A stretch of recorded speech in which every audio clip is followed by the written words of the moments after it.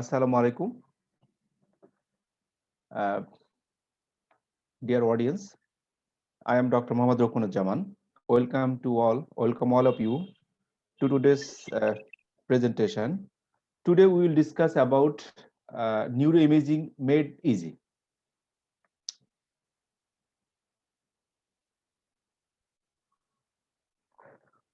আমাদের ক্লাসটাকে আমরা একটা কেস ওরিয়েন্টেড আমরা ভাগ করছি।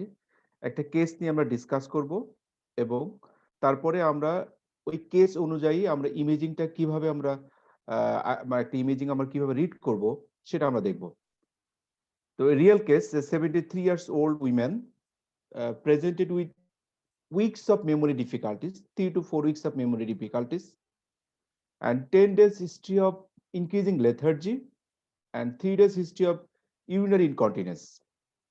She also complains of mild left-sided weakness and also the rigidity on the left side. A CT scan was done, a non-contrast CT scan was done at the emergency, and this CT scan showing this way.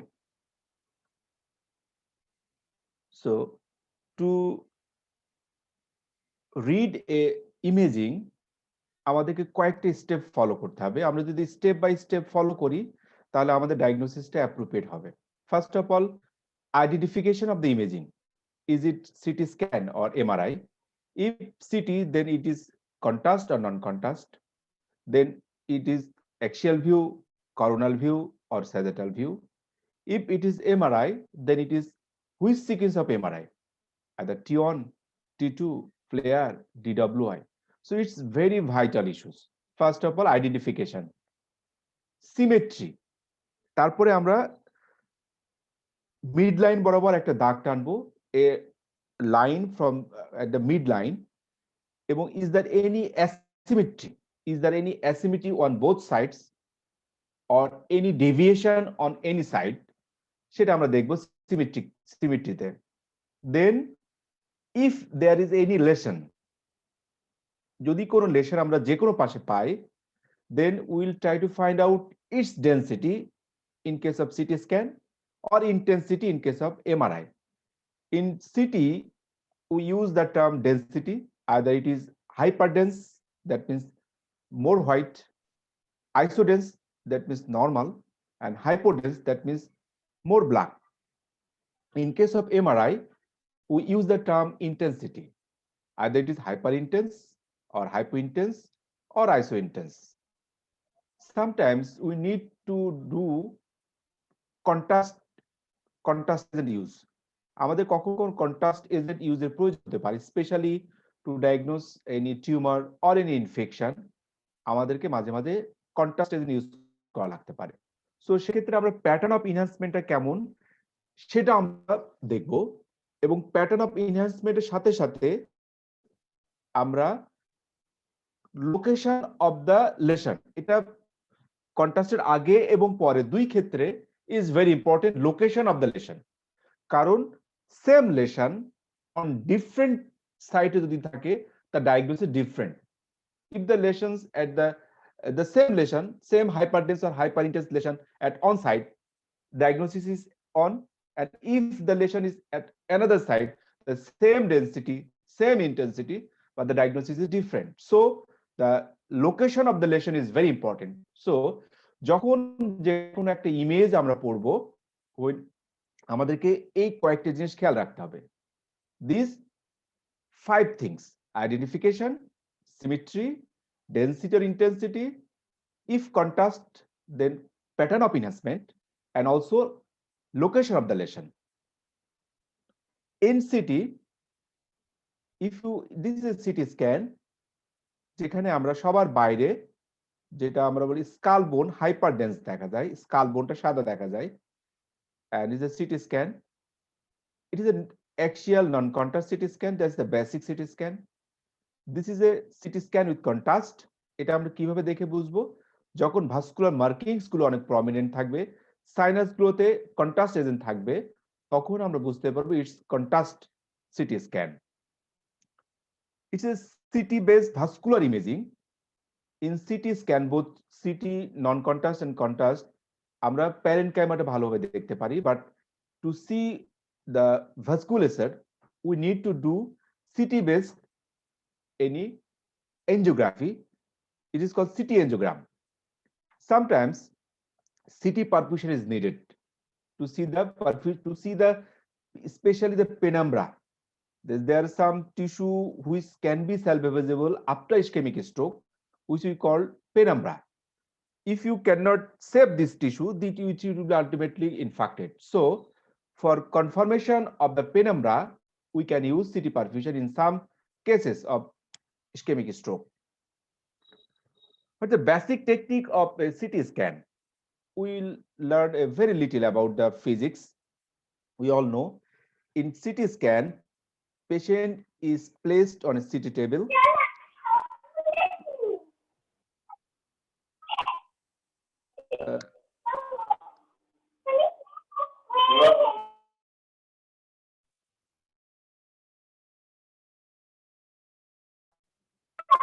Sir আসসালামু আলাইকুম sir, আপনি একটু unmute করে নিন sir.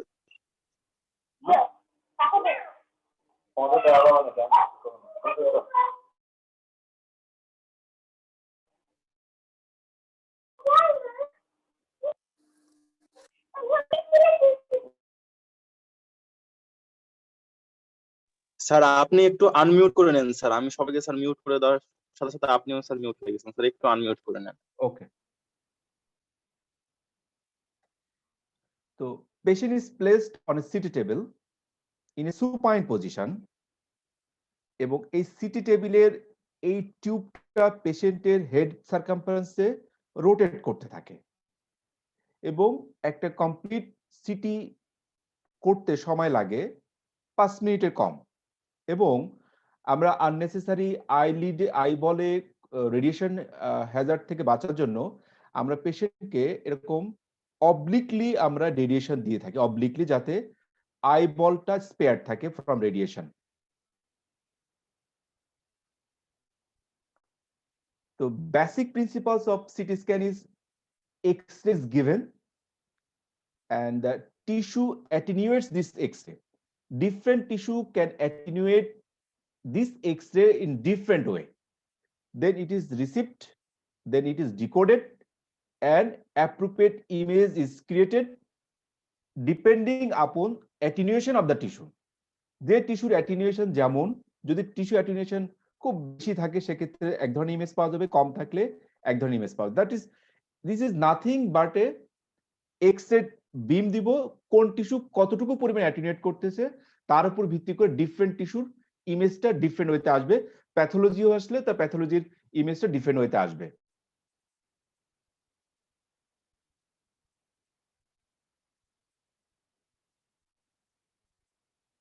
এবং প্রত্যেকটা টিস্যুর এই যে অ্যাটিনিউয়েটিং পাওয়ার, এটাকে আমরা হাউন্সফেল ইউনিট বলি বা সিটি নাম্বার বলি, অনেকে হাউন্সফেল ইউনিটস অর সিটি নাম্বার। এবং এই সিটি নাম্বারটা -1000 থেকে শুরু করে +1000। সবচেয়ে কম অ্যাটিনিউয়েট করতে পারে হচ্ছে ইয়ার, যার হাউন্সফেল নাম্বার হচ্ছে -1000। সবচেয়ে বেশি অ্যাটিনিউয়েশন করতে পারে হচ্ছে bones or mineralised substance, that is calcium, and its Hounsfield number is +1000। এবং অটার বা সিএসএফ এর হাউন্সফিল্ড নাম্বার হচ্ছে 0। ডিফারেন্ট টিস্যুর হাউন্সফিল্ড নাম্বার ডিফারেন্ট। ইয়ারের সবচেয়ে কম -1000, ফ্যাট হচ্ছে -100, so fat will be hypodense.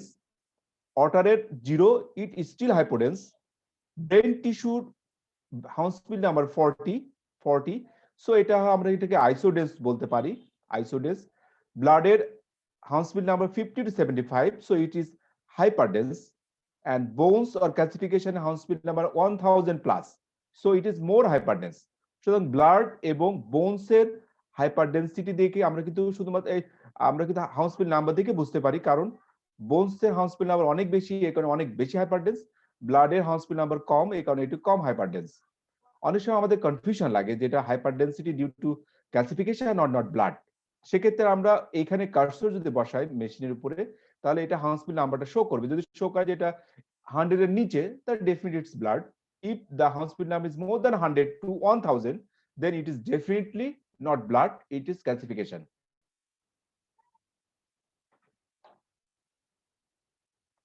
Different টিস্যুর যেমন ক্যালসিয়ামের Hounsfield number more than 1000, acute ব্লাডের 60 to 80 less than 100 hyperdense, grey matter 38 hyperdense, white matter 30 hyperdense. এর একটু কম, এই কারণে দেখা যাচ্ছে যে তার চেয়ে হোয়াইট ম্যাটার চেয়ে গ্রে ম্যাটারটা একটু হাইপার দেখা যায়। সিএসএফ এর 0 to 10 এবং এটা আইসোডেন্স, ফ্যাটের -50 to 80, ইয়ারের -1000। সো প্রত্যেকটা টিস্যুর একটা নির্দিষ্ট হাউসপিল নাম্বার আছে এবং সেটা দেখে আমরা প্রত্যেকটা টিস্যুকে আমরা ডায়াগনোসিস করতে পারি। সো আমরা যদি দেখি সিটি স্ক্যানে লো ডেনসিটি দেখাবে কোন কোন স্ট্রাকচারগুলা, ডেফিনেটলি সিএসএফ। ফ্লুইড, যদি পেশেন্টের কোনো ইডেমা হয়, either cytotoxic oedema or vasogenic oedema, there is accumulation of fluid and fluid shows in CT scan as low density. Air and air containing any substance will be hypodense. Fat containing any substance or any tumor will be hypodense in CT scan. And what are the structure that is seen hyperdense in CT? That is bone and calcification, blood, especially acute blood, contrast agent. Any contrast agent will show hyperdense in CT.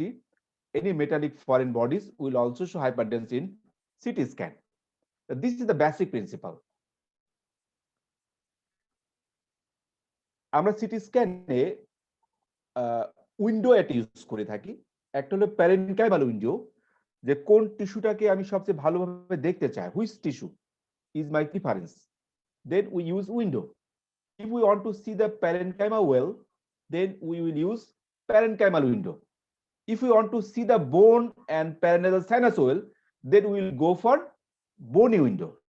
This is a bony window where we can see is there any fracture of any bone, especially post-traumatic, or any problem in the sinus, then it is easily seen in bony window. So, যখন আপনি একটা পেশেন্টের কোনো injury আছে কিনা দেখতে চাচ্ছেন, post trauma বা সাইনাসের প্রবলেম আপনি দেখতে চাচ্ছেন, তাহলে অবশ্যই আপনাকে city scan of brain with বনি উইন্ডো লিখতে হবে। কারণ সিটি স্ক্যান অফ ব্রেন লিখলে অনলি আপনাকে প্যারেনকাইমাল উইন্ডো দিবে, but when you asked for bony window, then parenchymal window and bony window both will be given. This is example of parenchymal window and this is a bony window, যেখানে আমরা বনি ল্যান্ডমার্কটা খুব ভালোভাবে দেখতে পাই, কোনো fracture আছে কিনা বা সাইনাস গুলোতে কোনো প্রবলেম আছে কিনা সেটা আমরা খুব ভালোভাবে দেখতে পাবো ইন সিটি স্ক্যান বাই বনি window. This is a non-contrast axial CT scan parenchymal windowing showing there is a large hyperdensity. CT scan এ আমরা সাধারণত ঠিক অপোজিটটা শো করি। এটা বাম মানে অ্যাকচুয়ালি এটা হচ্ছে ব্রেনের আমার ডান সাইড, মানে মনে রাখতে হবে পেশেন্ট আমার দিকে আছে, সুতরাং আমার লেফট হ্যান্ড সাইড মানে পেশেন্টের right hand side. So there is a hyperdensity over the right cerebral hemisphere, a different এরিয়াতে hyperdensity আছে, and this hyperdensity is not like bone like density, so it most likely blood.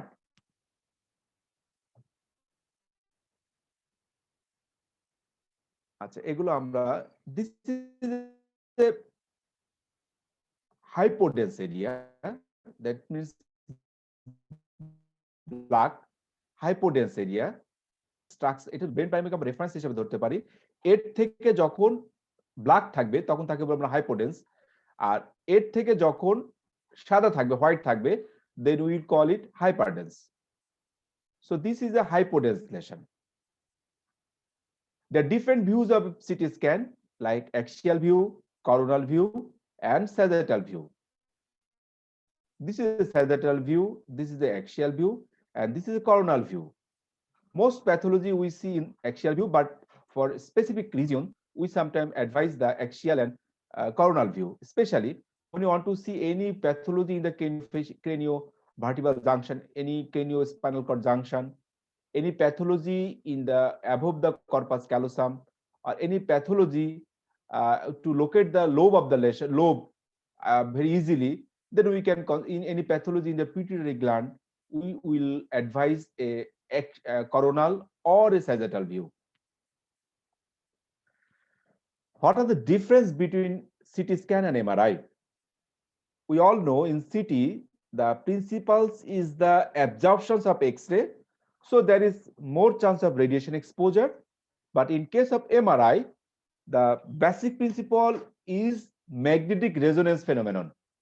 We use the magnetic resonance phenomenon in our ions, then MRI system is used by this way. But CT scan system is nothing but absorption of X-ray. Tissue resolution is very good in CT scan, but it's excellent in MRI system.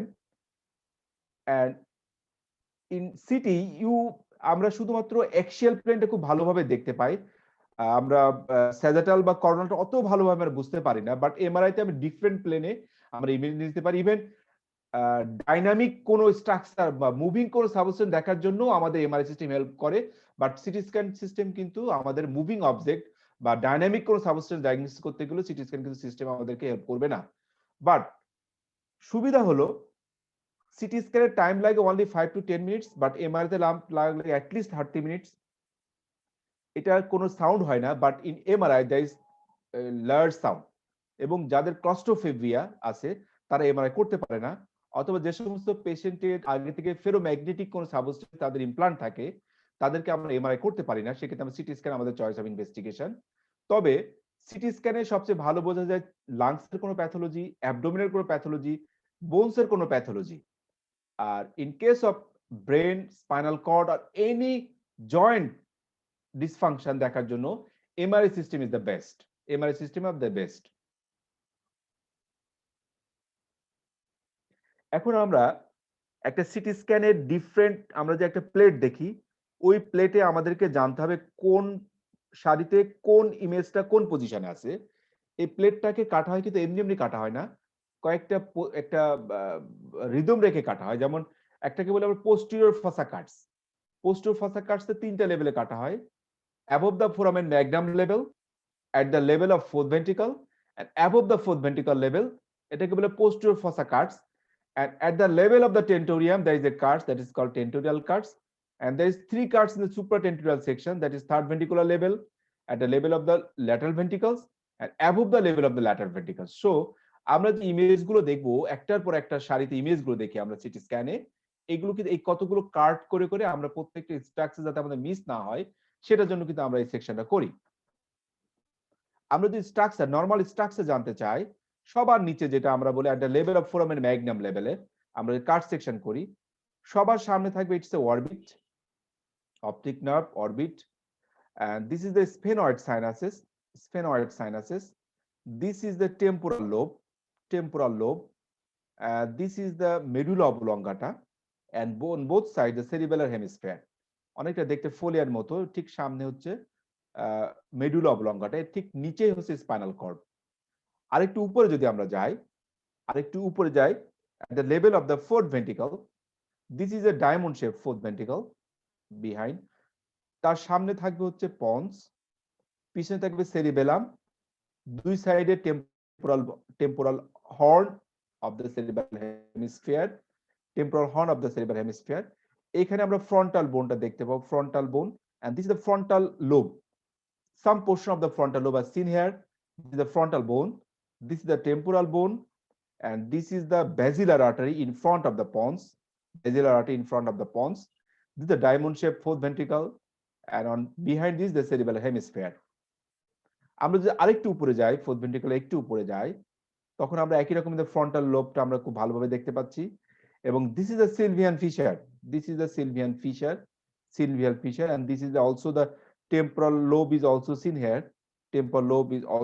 here, this is the fourth ventricle now seen here, and on behind the cerebral hemisphere, and this is the midbrainটা দেখতে অনেকটা এরকম খাস কাটা মতো থাকে, সামনে থেকে এরকম ক্রস থাকে, পন্সটা যেমন দেখতে ছিল সামনে থেকে এলিভেটেড, আর মিডব্রেনটা দেখতে সামনে খাস কাটা, এবং এর সামনে থাকে হচ্ছে, এর ঠিক সামনে থাকবে সুপ্রাসেলার যে সিস্টার্ন, যে এখানে পিটুইটারি গ্ল্যান্ডের যে সিস্টার্নটা সেটা এখান থেকে দেখা যাবে, ঠিক মিডব্রেনের ঠিক সামনেই সিস্টার্নটা।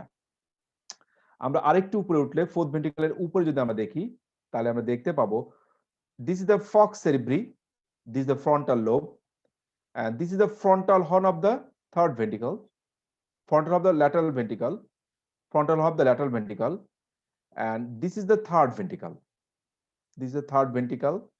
and this is the, এটাকে আমরা বলি এটা হলো মিড ব্রেন ঠিক পিছনে থাকে cortigeminal cistern. These are the subarachnoid space. This is called cortigeminal cistern. This is also subarachnoid space. In case of subarachnoid hemorrhage, we will see this structure. Is there any blood? Is there any blood here or not? So it's very important for to diagnose the subarachnoid hemorrhage. This also the cerebellum also seen here. Folia-like structure. এটা দেখে আমরা cerebellumটা বুঝতে পারি cerebellumটা। এর পরে যদি আমরা যাই তখন আমরা দেখতে পাচ্ছি at the level of the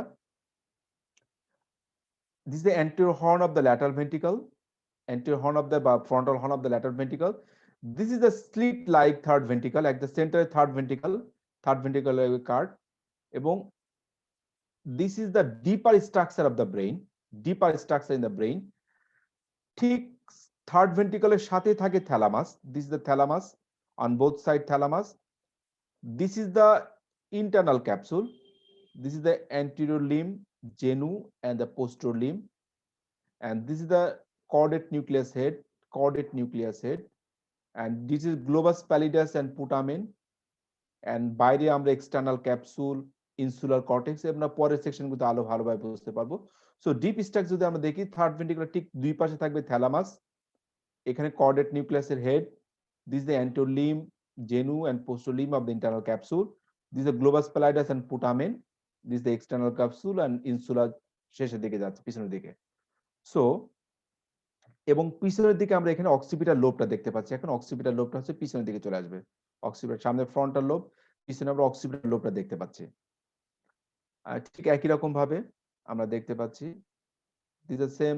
আমরা যত উপরের দিকে যাচ্ছি আমরা the fox cerebri frontal bone, frontal lobe. This is the suprasagittal sinus. আমরা যে লোবটাকে ভালোভাবে পার্থক্য করতে চাই, central sulcus divides frontal with parietal. সামনে হচ্ছে ফ্রন্টাল, পিছনে হচ্ছে parietal. This the falx cerebri, this is the suprasagittal sinus, this is the occipital lobe. আমরা প্রত্যেকটা সালকাস দিয়ে আবার প্রত্যেকটা লোবকে আমরা ভাগ করতে পারি, আমরা অত ডিটেইলস যাব না। আমাদের মোটামুটি লোবগুলো আমরা যাতে চিনতে পারি সেটা আমরা খেয়াল রাখবো, কারণ ডায়াগনোসিসটা আপনাকে সাইট অফ লেশনটা খুব ইম্পর্টেন্ট। And this is এখানে আমরা ভাস্কুলোসটা দেখতে পাচ্ছি। This is the circle of Willis. This is the MC in the Sylvian fissure on both sides. This is the ACA and ACA. This is the basilar artery divided into two PCA, posterocerebral artery. This is the PCOM, and two ACA is connected by ACOM. So this is circle of Willis. MCA, ACA, ACOM, basilar divided into two PCA, and PCA is connected to the MCA by PCOM.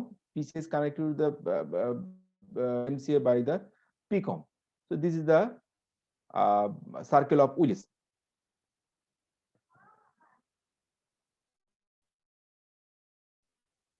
So these all are seen here. Ventricles. This is the caudate nucleus head. This is the globus pallidus and putamen. This is the internal capsule. This is the insula, and also the anterior temporal lobe is also seen here. If we compare it with the MRI, in MRI, the gray-white matter is well differentiated.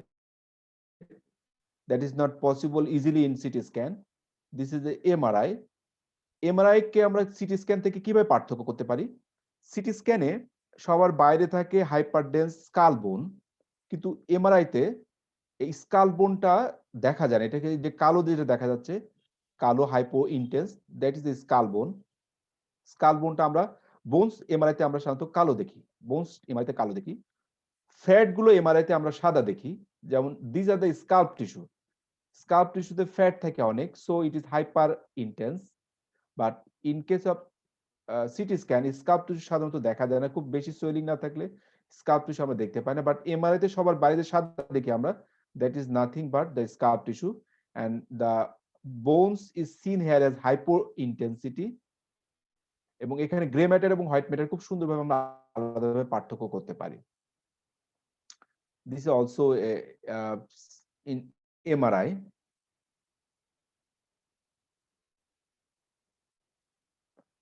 এগুলো আমরা discuss করে ফেলছি, আমরা এখন একটু সামনের দিকে advance হব।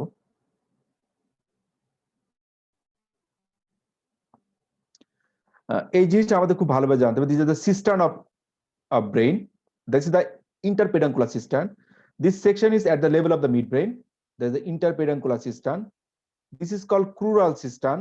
This is ambient cistern, and this is the chordiseminar cistern. And this is the Sylvian cistern, interhemispheric fissure, interhemispheric cistern. So in case of subarachnoid hemorrhage, আমাদেরকে এই স্পেস গুলো খুব ভালোভাবে খেয়াল করতে হবে। তো আমরা আমাদের পেশেন্টের কাছে আমাদের আবার ব্যাক করি। আমরা আমাদের এখন নরমাল সিটি স্ক্যানে আমরা কিভাবে আমরা অগ্রসর হব সেটা আমরা দেখব। ফার্স্ট অফ অল আমরা আইডেন্টিফাই করব it's a CT scan. CT scan axial view non contrast. It's a CT scan axial view non contrast. তাহলে এটা আমরা দেখতে আইডেন্টিফাই করতে পারলাম। এবং ল্যান্ডমার্ক গুলো আমাদেরকে একটু আইডেন্টিফাই করতে হবে কোন কোন স্ট্রাকচার কোথায় আছে। যেহেতু এই পেশেন্টের সিটি স্ক্যানটা নরমাল না, সুতরাং স্ট্রাকচার গুলো খুঁজে পাওয়া আমাদের জন্য একটু কঠিন হয়ে যাবে। তারপর আমরা চেষ্টা করবো, যদি আমরা দেখি যে একটু ভালোভাবে খেয়াল করে দেখা যায় পেশেন্টের থার্ড ভেন্ট্রিকলটা চলে আসছে এই পাশে, শিফটেড হয়ে গেছে, মনে হচ্ছে তার এখানে একটা বড় কোনো প্যাথোলজি আছে, দ্যাটস নট নরমাল। তো আমরা প্রথমে আসি আইডেন্টিফাই দ্য ল্যান্ডমার্ক গুলো দেখার জন্য। This is the thalamus, caudate nucleus, internal capsule, lentiform nucleus, insula. And এই পাশেটা দেখা যাচ্ছে শিফট হয়ে এই পাশে চলে আসছে অনেকটা, যে এখানে ডেফিনেটলি কোনো প্যাথোলজি আছে, প্যাথোলজির কারণে শিফট করে এই পাশে নিয়ে আসছে আর কি। তাহলে ফার্স্ট আমরা আইডেন্টিফাই করতে পারলাম, আমাদের ফার্স্ট আইডেন্টিফিকেশন যে এটা সিটি স্ক্যান, নন কন্ট্রাস্ট, প্যারেনকাইমাল ভিউ এবং নরমাল স্ট্রাকচার গুলো আমরা আইডেন্টিফাই করলাম। এখন এরপরে আমরা দেখবো সিমেট্রি। সিমেট্রি দেখার জন্য অবশ্যই আমাদেরকে মিড লাইন আমাদের আঁকতে হবে। মিড লাইনটা ঠিক সামনে থেকে পিছন দিকে একটা আরবিট্রারি লাইন আমরা টানবো, দেখবো যে মিড লাইনটা একদম মিড লাইন বরাবর আছে কিনা, কোন দিকে শিফটেড আছে কিনা।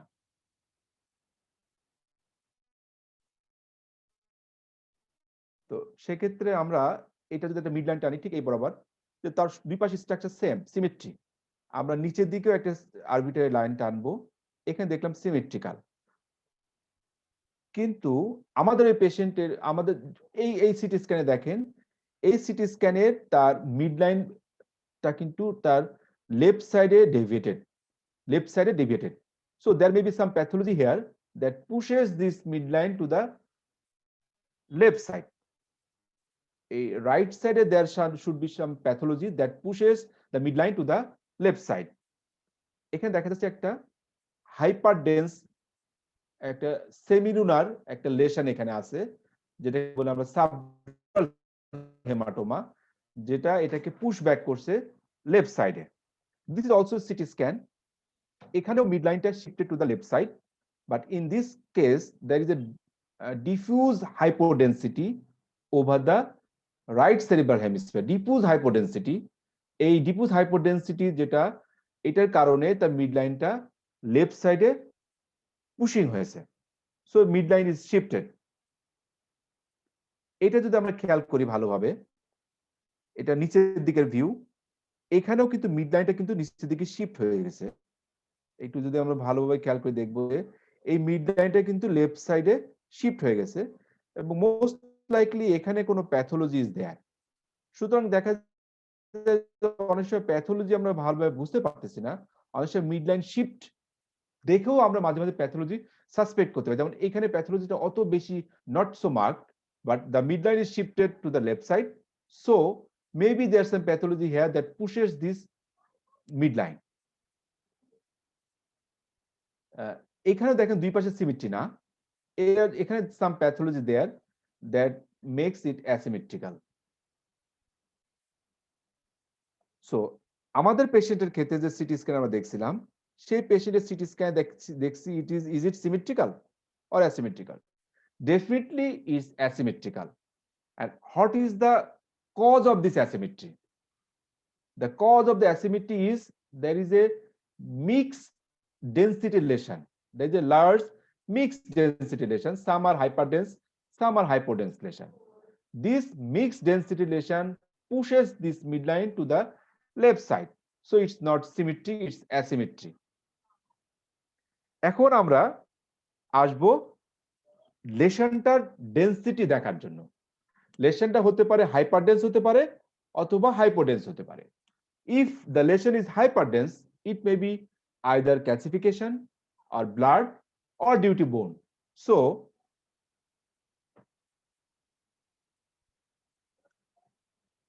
তো প্যাথোলজি খোঁজার আগে অবশ্যই আমাদেরকে কিছু নরমাল ফিজিওলজি সম্পর্কে ধারণা থাকতে হবে। কিছু কিছু নরমাল হাইপারডেন্সিটি কিন্তু কিছু কিছু হাইপারডেন্সিটি নরমাল হতে পারে, যেমন পিনিয়াল গ্ল্যান্ড। পিনিয়াল গ্ল্যান্ডে হাইপারডেন্সিটি কিন্তু নরমাল। পিনিয়াল গ্ল্যান্ডে হাইপারডেন্সিটি ইজ নরমাল। বেজাল গ্যাংলিয়াতে মিডিলেস পার্সেন্টেজের ক্যালসিফিকেশন থাকে, ইটস অলসো নরমাল। বেজাল গ্যাংলিয়াতে মিডিলেস পার্সেন্টেজের ক্যালসিফিকেশন থাকে, ইটস অলসো নরমাল। করেড প্লেক্সাসে যদি হাইপারডেন্সিটি থাকে, ইটস অলসো নরমাল। সো আমাদেরকে অবশ্যই এই ধরনের হাইপারডেন্স লেশন, এগুলো আইদার ফিজিওলজিক্যাল আর প্যাথোলজিক্যাল, এটা অবশ্যই আমাদেরকে প্রথমত আগে বুঝতে হবে যে পিনিয়াল গ্ল্যান্ড, বেজাল গ্যাংলিয়াতে, করেড প্লেক্সাসে যদি কোনো হাইপারডেন্স লেশন আমরা পাই, তা আমরা বলতে পারি it's a normal, it's age related. যেমন এখানে দেখা যাচ্ছে যে choroid plexus is hyperdensity, this calcified choroid plexus, the calcification in the pineal gland, calcification in the pineal gland.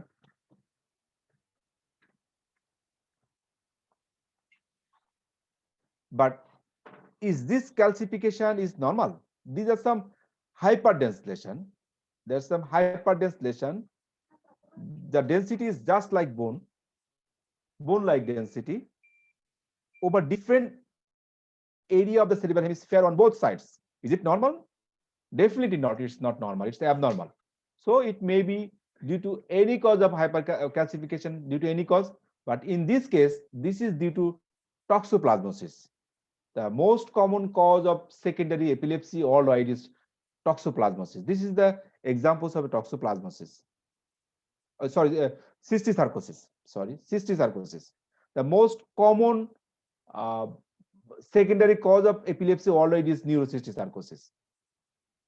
In this CT scan, there is also a hyperdensity here, and also hyperdensity into the ventricles. But this hyperdensity is not like bone-like, so it's acute blood, acute hemorrhage. So it's intercerebral hemorrhage. It's intercerebral hemorrhage, and it's intercerebral hemorrhage with ventricular extension. In this CT scan, there is hyperdensity over different subarachnoid space, interhemispheric fissure, Sylvian fissure or Sylvian cistern. There is the crural cistern, interpeduncular cistern, ambient cistern, cordyceminal cistern. সবখানে different sulcus ভিতরেও hyperdensity. So it's this hyperdensity is due to subarachnoid hemorrhage. Most likely there is a rupture of the ACOM. This is the site of anterior communicating artery, and most likely the most bleeding site is most likely the site of the aneurysm rupture. So most likely it's a subarachnoid hemorrhage from ACOM aneurysm rupture. This also hyperdensity, but the site is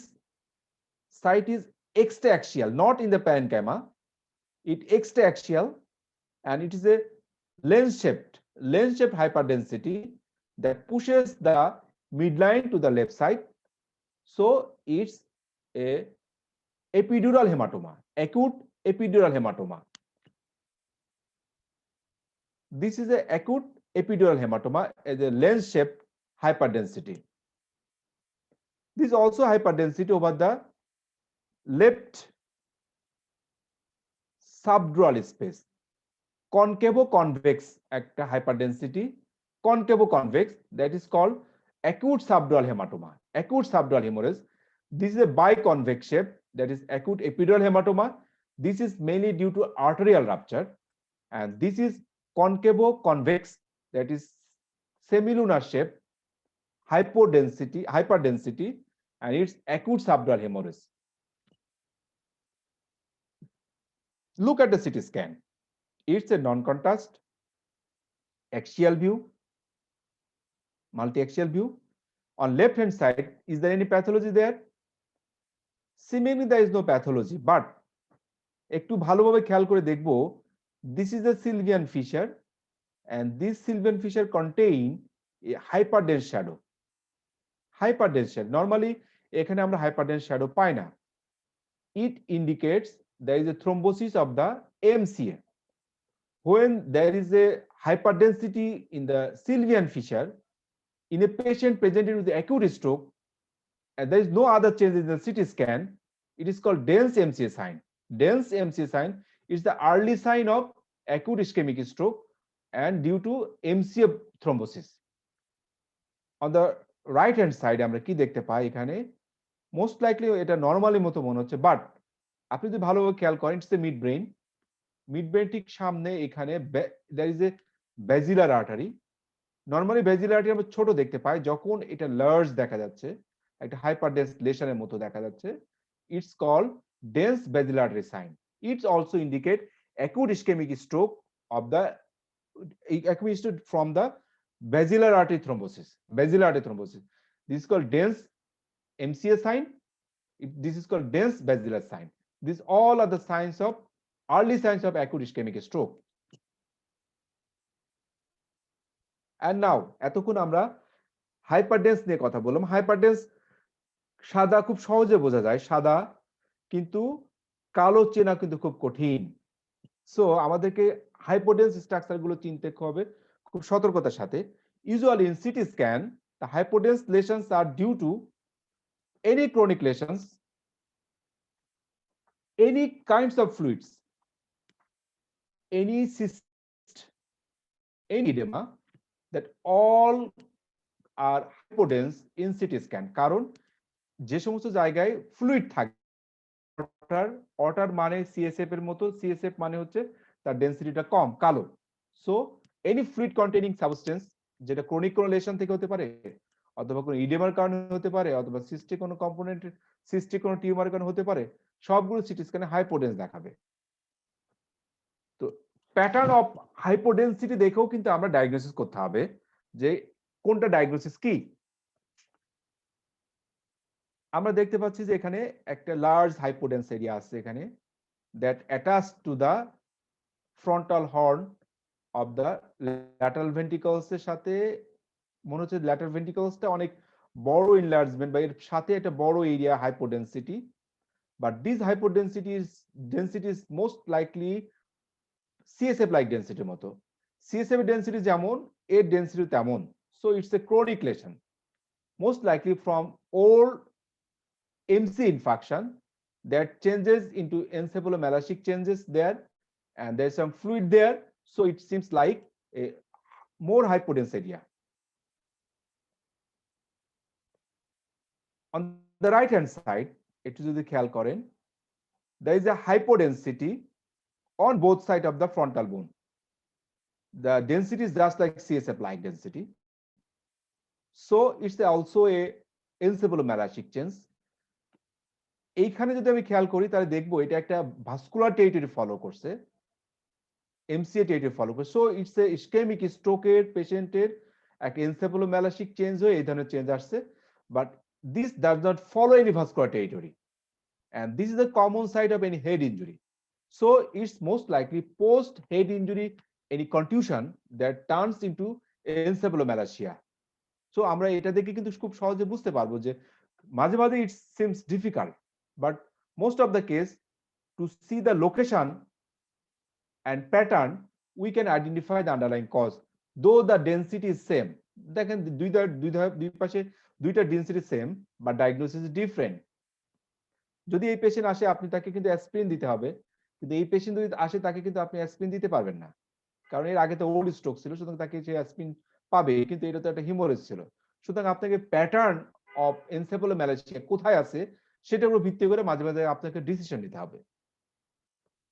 This is also hypodensity, that just like CSF like density, and most likely it's extraaxial. মনে হচ্ছে brain প্যারেনকিমার বাইরে একটা well defined একটা lesson, well defined, কত সুন্দরভাবে well defined.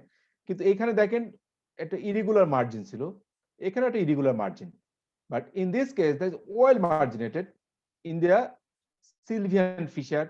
In the Sylvian ফিশারে একটা large hypodense just like CSF like density, and it's most likely frontotemporal arachnoid cyst. Frontotemporal arachnoid cyst. Look at the CT scan. What do you see? What do you see here? The midline structure is more or less same.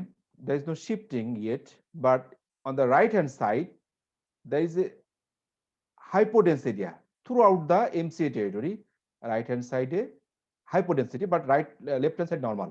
তাহলে এখানে MCA টেরিটরিতে একটা হাইপোডেন্সিটি আমরা দেখতে পাচ্ছি ভালোভাবে খেয়াল করলে, large একটা hypodense area.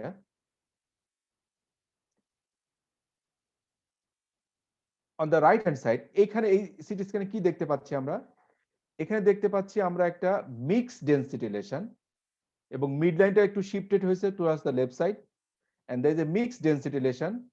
There is a hyperdense লেশনের ভিতরে একটা সেন্টারে একটা hypodense area surrounded by hypodense area, surrounded by hypodense area. কিন্তু এই হাইপোডেন্স আর এই হাইপোডেন্স কি same? Not like same. It's a diffuse faint hypodensity, and it's not diffuse hypodensity, rather কিছুটা মনে হচ্ছে অনেকটা আঙ্গুলের প্রজেকশনের মতো, the projection of the fingers, just like projection of the fingers, মনে হচ্ছে যে কিছু কিছু জায়গাগুলো সে স্পেয়ার করছে, কিছু কিছু জায়গায় স্পেয়ার করছে। So in both cases these hypodensity are due to edema. In both cases these are due to edema, but on the left hand side this edema is due to cytotoxic edema from infarction, and this edema is due to vasogenic edema, due to any other cause of vasogenic edema. Either maybe it's a primary brain tumor or secondary brain tumor or any abscess or any hypertensive urgency or emergency that can cause আমি সেটা pathology জানি, আমি এখন এই pattern of হাইপোডেন্সিটি কে আমরা যখন পাবো সেটাকে আমরা বলবো ইটস ডিউ টু ভেজোজেনিক এডিমা। আর যখন এরকম ডিফিউজ বোথ কর্টেক্স এবং মেডুলা সব ইনভলভমেন্ট থাকবে তখন সেটাকে বলবো আমরা একটা সাইটোটক্সিক এডিমা। বাট যখন অনলি সাবকর্টিক্যাল, অনলি হোয়াইট ম্যাটারটা এবং কর্টেক্সটা স্পেয়ার করবে, এই ধরনের এডিমাকে বলে আমরা ভেজোজেনিক oedema.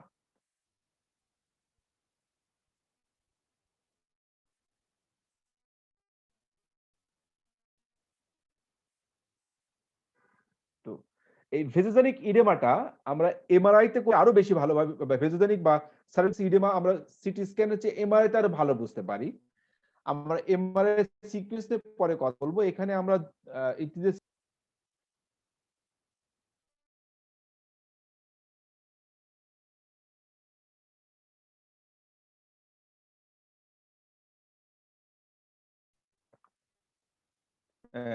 this MRI is called is a T2 weighted image. T2 কেন বলে আমরা সেটা পরে দেখাবো। And this is called flare image. And here we see the hyper intensity at the right MCA territory, and this hyper intensity also seen here. তো আমরা flair ইমেজটা আরো বেশি ভালো বোঝা যায় এই ইডেমাটা বোঝার জন্য, কারণ এখানে দেখা যায় যে কিছু সালকাসের ভিতরে হাইপার ইন্টেন্স থাকার কারণে আমরা কোন কোন এরিয়াটা হাইপার ইন্টেন্স সেটা ভালোভাবে বুঝতে পারি না, আমাদেরকে কনফিউজ করে দেয়। But in case of FLAIR image this sulcus contain hypo intensity, so আমরা খুব ভালোভাবে বুঝতে পারি তার হাইপার ইন্টেন্সিটির ভলিউমটা কতটুকু। এই জন্য ফ্লেয়ার ইমেজটা ইডেমা বোঝার জন্য খুব ভালোভাবে আমাদেরকে হেল্প করে, both cytotoxic and vasogenic edema. These examples of a vasogenic edema, you have seen there is a lesion here surrounded by finger-like projection, hypodensity in CT scan. In T2 weighted image, the lesion is here surrounded by finger-like projection, sparing the cortex. that is gray matter is spared. Subcortical and white matter hyper intensity is features of vasogenic edema, finger-like projection. And this also CT scan of that patient and T2 weighted image and the FLAIR image showing the vasogenic edema. So edema is very easily shown in FLAIR image. তো MRI sequence গুলো কি কি আছে আমরা এতক্ষণ CT scan নিয়ে কথা বললাম, আমরা এখন এমআরআই তে আসবো। আমরা সিটি স্ক্যানের বেসিক নিয়ে কথা বললাম, এখন আমরা এমআরআই নিয়ে কথা বলবো। The sequences like T1 weighted image, T2 weighted image, FLAIR image, T1 contrast, DWI image, ADC image, gradient echo image, some MR based vascular imaging যেটা আমরা সিটি স্ক্যানে দেখলাম, সিটি এনজিওগ্রাম, সিটি ভেনোগ্রাম, এখানে MR angiogram, MR venogram. CT scan থেকে MRI আমরা কিভাবে পার্থক্য করতে পারি সেটা আমরা আগে ডিসকাস করছি। এখন কি কি সিকোয়েন্স আমরা আসছে, প্রথমে আসে আমরা T1 weighted image এবং T2 weighted image. These are the basic sequence of a MRI. The basic principles here is that time repetition is short, time echo is short. আমরা এটা ডিটেইলস যাব না। তো এখানে দেখা যায় যে টাইম এবং এটা কম্পিউটারের টাইম রিপিটেশন এবং টাইম ইকোটাকে যদি টাইমটাকে আমি শর্ট করে দিই তখন T1 weighted ইমেজটা আসে। যখন টিআর এবং টি কে প্রলং করে দেওয়া হয় তখন যে ইমেজটা হয় সেটা হচ্ছে T2 weighted image. T1 weighted image এবং T1 weighted ইমেজ আমরা ইউজুয়ালি নিউরো অ্যানাটমি বোঝার জন্য আমরা ইউজ করে থাকি। কন্ট্রাস্ট এজেন্ট শুধুমাত্র আমরা T1 weighted ইমেজে দিতে পারবো। সুতরাং আমাদের ধারণা থাকতে হবে যদি আমরা কোনো কন্ট্রাস্ট দিতে চাই এমআরআইতে অবশ্যই T1 weighted ইমেজে আমরা কন্ট্রাস্ট দিতে পারবো, অন্য কোনো ইমেজে আমরা কন্ট্রাস্ট দিতে পারবো না।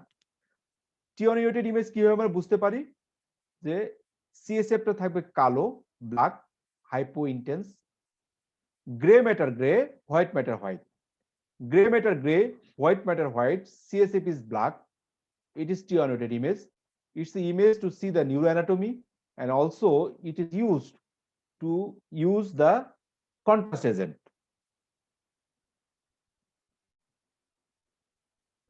T1 weighted image আমরা যদি কন্ট্রাস্ট ইউজ করে থাকি, যদি দেখা যায় যে এখানে একটা T1 weighted ইমেজ যেটা নরমালি আমরা দেখতে পাচ্ছি, এখানে একটা সাসপেক্টেড লেশন মনে হচ্ছে এবং তার মিডলাইনটা শিফটেড হয়েছে। যখন আমি কন্ট্রাস্ট দিলাম তখন দেখলাম যে না লেশনটা স্পেসিফাইড হচ্ছে, স্পেসিফাইড। T1 weighted ইমেজে আমরা কন্ট্রাস্ট ইউজ করতে পারি।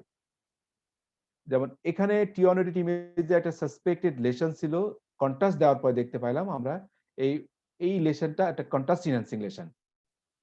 সুতরাং T1 weighted ইমেজে আমরা কন্ট্রাস্ট দিয়ে খুব সহজে কোনো টিউমার, কোনো ইনফেকশন খুব সহজে ডায়াগনোসিস করতে পারি। T1 weighted ইমেজকে আমরা আরো কয়েকটা প্যাটার্নে আমরা করতে পারি। অনেক সময় পেশেন্টের দেখা যায় যে একটা ফ্যাটটাকে সাপ্রেস করা লাগতে পারে। এমআরআই এর ইমেজের একটা সুবিধা হলো আপনি ইচ্ছা করে যে কোনো কিছু সাপ্রেস করে দিতে পারেন। ফ্যাটটাকে সাপ্রেস করে দিয়ে আপনি অনেক সময় একটা ইমেজ নিতে পারেন। যেমন এটা একটা পেশেন্টের ইমেজ, এখানে মনে হচ্ছে যে T1 weighted ইমেজে যেটা হাইপার ইন্টেন্স, সো একটা ফ্যাট কন্টেইনিং কোনো টিস্যু T1 weighted ইমেজে হাইপার ইন্টেন্স আসতে পারে। এখন এটা আসলে ফ্যাট কিনা সেটা বোঝার জন্য আমি যদি ফ্যাটটাকে সাপ্রেস করে দিই তাহলে দেখবো যে এখানে কালো দেখাচ্ছে, that means it's actually it's a fat containing any tumour, fat containing any tumour. T2 weighted image, this is also a basic image যেখানে আমরা কিভাবে বুঝতে পারি T2 weighted image, সিএসএফটা থাকে সাদা, আমি বলি T2 বাই সাদা, grey matter white, white matter grey, ঠিক উল্টাটা। এটা হলো T1 weighted ইমেজটা, ঠিক উল্টাটা হচ্ছে T2 weighted image. Here CSF is white, that is hyper intense, gray matter white and white matter gray, তখন সেটাকে বলবো আমরা T2 weighted ইমেজ। আমরা যে কোনো প্যাথোলজি খোঁজার জন্য আমরা T2 weighted ইমেজটা আমরা খেয়াল করব। If you want to find out any type of lesion, we will go to T2 weighted image. T2 weighted ইমেজটাকে আমরা অনেক সময় দেখা যায় যে T2 weighted ইমেজে আমরা দেখতে পাচ্ছি যে সিএসএফটা সাদা থাকে, সাদার ব্যাকগ্রাউন্ডে যদি কোনো কালো থাকে, সাদার ব্যাকগ্রাউন্ডে যদি কোনো লেশন সাদা থাকে সেটা কিন্তু আমরা সহজে বুঝতে পারি না। if any lesion is white on the background of a CSF containing area, সেটা খুব সহজে আমরা বুঝতে পারবো না। সুতরাং এই সিএসএফটাকে যদি আমি সাপ্রেসড করে দিতে পারি, তাহলে কালোর ব্যাকগ্রাউন্ডে সাদা কিন্তু খুব সহজে বোঝা যায়। সুতরাং পেরিভেন্ট্রিকুলার কোন লেশন খুব ভালোভাবে ডায়াগনোসিস করতে গেলে আমাদেরকে অবশ্যই ফ্লুইডটাকে সাপ্রেসড করতে হবে। যখনই টিটুয়েটেড ইমেজে ফ্লুইডটাকে আমরা সাপ্রেসড করে দিই, তখন যে ইমেজটা হয় তাকে বলি আমরা ফ্লেয়ার ইমেজ, যাকে বলে আমরা fluid attenuated inversion recovery, fluid attenuated inversion recovery image. এটা আমরা usually periventricular lesion, usually multiple স্ক্লেরোসিসে, সাব আরাকনয়েড স্পেসে, আমরা যে সাব আরাকনয়েড স্পেস যেগুলো আমরা দেখলাম, টিটুয়েটেড ইমেজ দেখলে আমরা বুঝতে পারবো না, যে কারণ টিটুয়েটেড ইমেজে সাব আরাকনয়েড স্পেসগুলো সব হাইপার ডেন্স দেখাবে, হাইপার ইন্টেন্স দেখাবে। কিন্তু যদি আমি ওই জায়গাগুলো কালো করে দিই, দ্যাট মিনস ফ্লুইডটাকে সাপ্রেস করে দিই, এবং যখন এখানে আমি সাব আরাকনয়েড স্পেসে কোনো ব্লাড পাবো, তখন কিন্তু আমি খুব সহজে ডায়াগনোস করতে পারবো ইটস সাব আরাকনয়েড হিমোরেজ। তাহলে মাল্টিপল স্ক্লেরোসিস এবং সাব আরাকনয়েড হিমোরেজ ডায়াগনোসিসের জন্য কিন্তু FLAIR image very helpful. This is a T1 weighted image, this is a T2 weighted image, and this is a flare image. This is nothing but a T2 weighted image. Here gray matter white, white matter gray, but CSF is black. Gray matter white, white matter gray, CSF সাদা, T2 weighted image. Gray matter white, white matter gray, just like T2 মতো, but CSF is black, সেটাকে বলে আমরা flare image, fluid attenuated inversion recovery.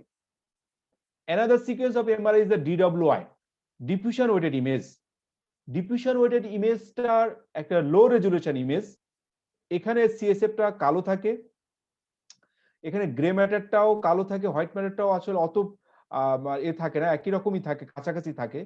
তবে আমরা দেখে বুঝতে পারি যে এখানকার বাইরে স্কাল্প টিস্যুটা ভালো বোঝা যায় না ডিডব্লিউ ইমেজে, and this image is low resolution image. T1 এবং T2 যেমন সুন্দর ইমেজ, এটা ওয়েল রেজুলেটেড ইমেজ, বা ডিডব্লিউআই ইমেজ হচ্ছে একটা লো রেজুলেশন ইমেজ। এবং এই ডিডব্লিউআই সিকোয়েন্সের প্রিন্সিপালস হচ্ছে সেলের ভিতর দিয়ে যখন ওয়াটার যাওয়া রেস্ট্রিক্ট হবে, তখনই ডিডব্লিউআই ইমেজে এটা হাইপার ইন্টেন্স দেখাবে। যে সমস্ত কারণে সেলের ভিতরে একটা থেকে আরেকটা সেলের ভিতরে খুব সহজে ওয়াটার ট্রান্সপোর্ট হতে পারবে না, সেই সমস্ত কারণ either maybe it's oedema, either cytotoxic or vasogenic oedema, or it may be due to hypercellular tumour or any pus containing structure, যেমন অ্যাবসেস, সেই সমস্ত কন্ডিশনে ডিডব্লিউআই তে হাইপার ইন্টেন্স দেখাবে। আর এডিসি ম্যাপটা হচ্ছে ডিডব্লিউআই ইমেজেরই একটা ক্যালকুলেটিভ ভার্সন, যেটা হচ্ছে ডিফিউশনের কি মাত্রায় রেস্ট্রিক্টেড সেটা দেখার জন্য আমরা এডিসি ম্যাপটা ইউজ করে থাকি। এবং যদি দেখা যায় যে ডিফিউশন ওয়েটেড ইমেজে একটা লেশন হাইপার ইন্টেন্স থাকে, যদি সেম লেশন হাইপো ইন্টেন্স থাকে, তাহলে আমরা বুঝতে পারি there lesion is restricted to water. এটাকে বলি আমরা সাইটোটক্সিক ইডেমার জন্য। কিন্তু কখনো কখনো ডিডব্লিউআই ইমেজে যদি হাইপার ইন্টেন্স থাকে এবং এডিসি ম্যাপে যদি সেম জায়গায় হাইপার ইন্টেন্স থাকে, তখন that is not due to cytotoxic oedema, that is called T2 shine through, that is called T2 shine through. So this may be due to other causes. তাহলে একটা পেশেন্টের যদি ডিডব্লিউআই ইমেজে আমি হাইপার ইন্টেন্স পাই এবং তার ADC ম্যাপে সেম জায়গায় যদি আমি হাইপো ইন্টেন্স পাই, তাহলে আমরা বলতে পারি this is due to cytotoxic oedema এবং অ্যাকুট ইনফেকশন। বাট একটা পেশেন্টের ডিডব্লিউআই তে হাইপার ইন্টেন্স, এডিসি তে হাইপার ইন্টেন্স, ফ্লেয়ারও হাইপার ইন্টেন্স, T2 তে হাইপার ইন্টেন্স, তখন সেটাকে বলি আমরা T2 shine through, and this is not due to infection, due to other causes of DWI restriction like pus containing structure, অথবা আদার কোনো ইডেমার কারণে এটা আসতে পারে, অথবা কোনো হাইপারসেলুলার টিউমার। তাহলে এটা কিন্তু আমাদের খেয়াল করতে হবে। যেমন এই পেশেন্টের একটা FLAIR image, this is a FLAIR image on the left hand side, on the right hand side that is the diffusion weighted image. FLAIR ইমেজে আমরা দেখতে পাচ্ছি একটা ছোট্ট একটা হাইপারডেন্স, খুব সহজে বোঝা যাচ্ছে হাইপার ইন্টেন্স লেশন। বাট এখানে খুব ভালোভাবে দেখা যাচ্ছে এখানে থ্যালামো গ্যাংলিয়নিক রিজিয়নে একটা হাইপার ইন্টেন্স লেশন বা diffusion is restricted. So most likely it's A acute infection.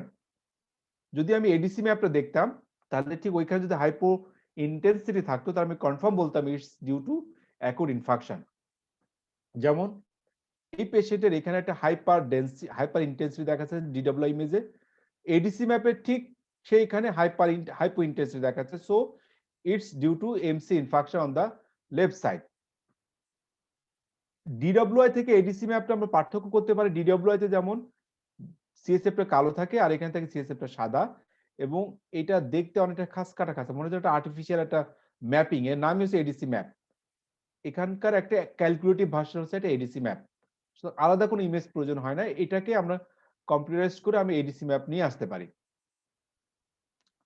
This is a DWI image showing there is a hyper intensity or diffusion is restricted over the right frontal lobe, and the hypo intensity at the same area on the ADC map. So it's most likely a infarction. This is a T1 weighted image. This is a flare. This is a T2 weighted image, and this is a DWI image. The DWI image showing that the diffusion is restricted, but T2 and T1 is normal. So early diagnosis of ischemic stroke is done by the DWI image. সাধারণত T2 weighted image বা flair ইমেজে একটা ইনফাকশনের picture আসতে at least 24 ঘন্টা সময় লাগে, কিন্তু DWI ইমেজে একটি stroke হওয়ার উইদিন সেকেন্ডস টু মিনিটস এর ভিতরে DWI সিকোয়েন্সে কিন্তু হাইপার ইন্টেন্সিটি চলে আসে। সুতরাং একটা হাইপার অ্যাকুট স্ট্রোক ডায়াগনোসিস জন্য যদি আমি একটা ইমেজ চাই, একটা সিকোয়েন্স চাই, অবশ্যই আমি DWI সিকোয়েন্সটা চাবো, কারণ T2 বা ফ্লেয়ার ইমেজ কিন্তু আমাকে হেল্প করবে না।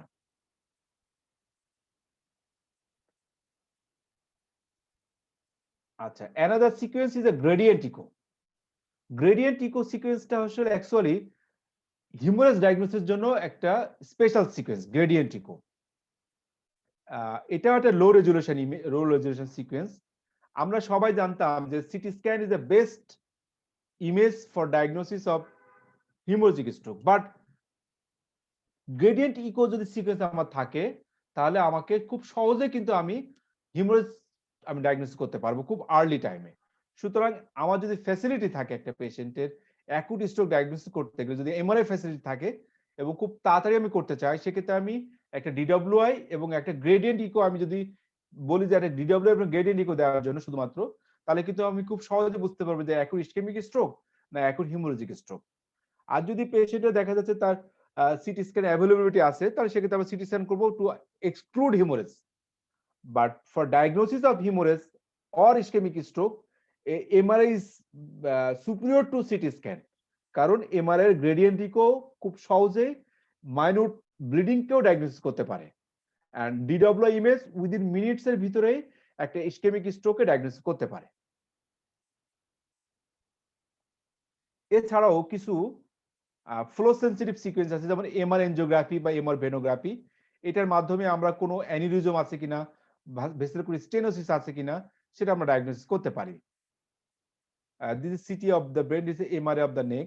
এটা আমরা ভাস্কুলার ইমেজিংটা, it is MRV of brain, কোনো থ্রোম্বোসিস আছে কিনা সেটা জানার জন্য আমরা এমআরভিটা ইউজ করতে পারি।